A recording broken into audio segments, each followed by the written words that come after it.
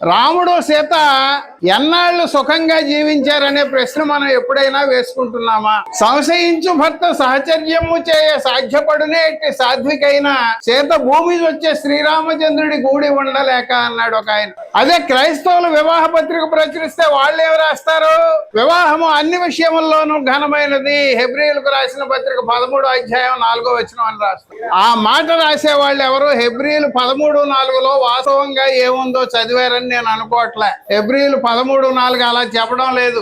అక్కడ ఇంత పొడుగు వచనం ఉంటే దాన్ని మధ్యలోకి వేటు వేసి చిన్న ముక్కను తీసుకొచ్చి అక్కడ పెడుతున్నారు. అనుమానం ఉన్న వాళ్ళు ఇంటికి వెళ్ళి బైబిల్ చదవండి. అక్కడే మళ్ళీ ఫుట్ నోట్ లో దానికి సంబంధించి వివరణ ఏమి ఇచ్చారో కూడా బైబిల్లో చూడండి. ఇవాళ ఈ రకంగా పెళ్లి జరిగితే సాంప్రదాయవాదులు గుండెలు బాదుకుంటారు. అబ్బో మా సాంప్రదాయం మంట కలిసిపోతుంది. ఇవాళ సంప్రదాయం పేరు మీద ఏం చేస్తున్నారో ఒక్కసారి మనం పరిశీలిద్దాం ఈ సందర్భంగా.